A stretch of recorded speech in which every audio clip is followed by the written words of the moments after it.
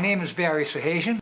My last video, how to play a blues bass solo, went over pretty well and there was a lot of interest, and I'm following it up with the second video, but this video is how to create the blues bass lines. And I'm going to show you the ingredients you need and the concepts you have to think about, and there's a kind of a list of things you really need to know to do it right.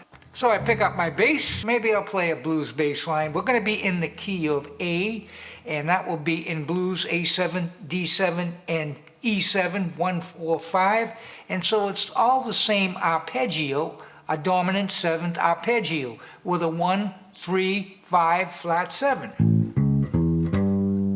So I could just play those arpeggiated notes and it wouldn't really sound too much like a blues solo.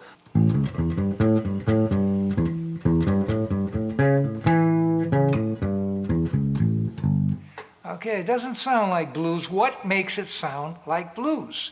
Dissonant notes. So you have consonant notes and dissonant notes. So when you play a dissonant note, it must resolve, like this.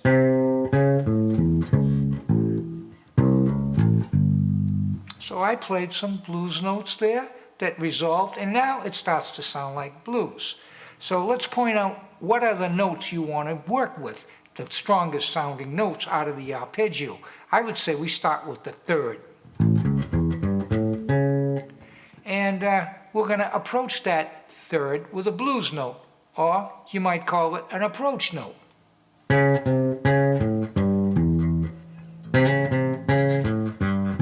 That sounds like blues. Why? There's a lot of ways of making your line sound bluesy, but as a bass player, we're kind of limited in a way, unlike a guitar player who can bend strings up a minor third and bring it down slowly, and dissonant slides slowly into the consonant. In other words, a blues note going into a chord tone.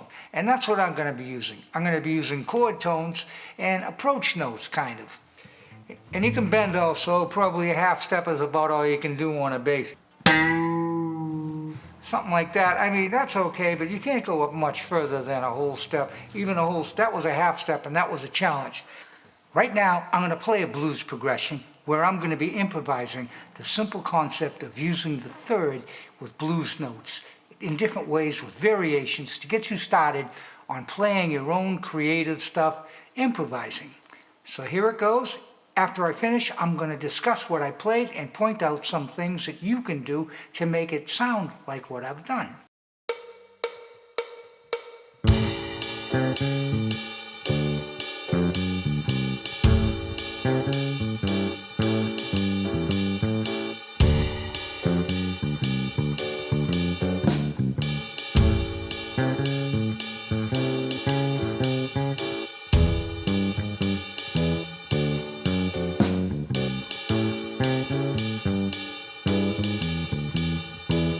Let's take a look at our blues progression. First, I'd like to just look at the form and make sure everyone understands how the form works. And it's a series of 1-bar and 2-bar phrases. Everything is based on seventh chords. It's 1, 4, 5, seventh chords. That's good. In the blues progression, we have 1 bar of A7th and then 1 bar of D7th. You can practice them individually or together. A 1-4 progression is not isolated to just the blues. It's everywhere. Let's look at these first two chords. The A7. That's very simple. It's just root, blues note, approaching the third. And back to the root. And then we kind of do the same thing on the second measure, but we change it just a little to give it a little character. Put them together now. Let's make it a 2-bar.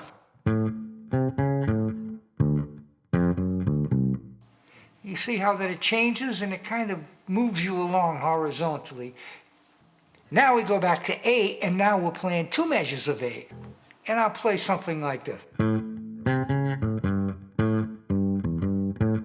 Now it's 2 measures, and you can hear that horizontal motion going. Sort of the second measure answers the first measure. Next we have measure 5 and 6, which is the 4-chord D7th, and we do something a little different here.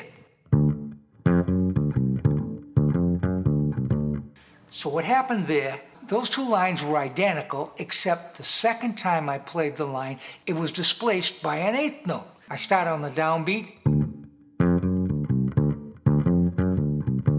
And then on the second measure, I start on the offbeat of 1. Makes a nice sound.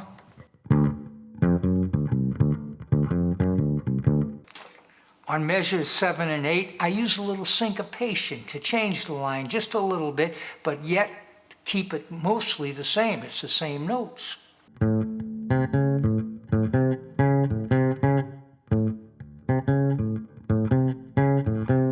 So now we're on the last 4 measures, which would be a 5-7, E7, to a D7, to an A7, back to E7. 4 measures, 4 different chords. We start with the E, and that would be. Now I did something different here that's sort of against the rules I set out in the beginning. I played a root, an E, to a G, which is a flat 3 approaching the 3rd. And then I went to the flat 3 again. And as you can hear, it is way out front and it's dissonant. And then I went to the root. So to the D7, that would be root, major 3rd, and then a flat 3rd, which is the approach going back to the 3rd, and then a root and the flat 7. That's more traditional sounding. Now back to the A.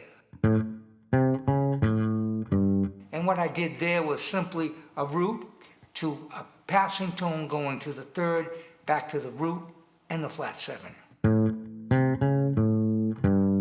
And then at this point on the last measure, the E7, I'm starting on the first beat. I'm playing the flat 3rd to the 3rd, which is kind of against the flat 3rd approach note going to the 3rd right on the first beat.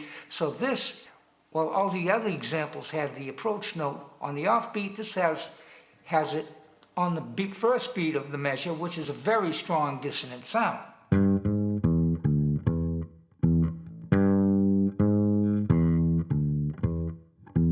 That completes this video. I hope you enjoyed it and got something out of it. As usual, go to my Patreon page if you want to download all the written and play along materials.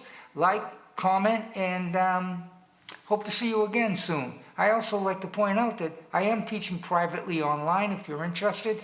I'll put a link in the description as well about how you can get in touch with me and arrange this if you're interested. Thank you for stopping by.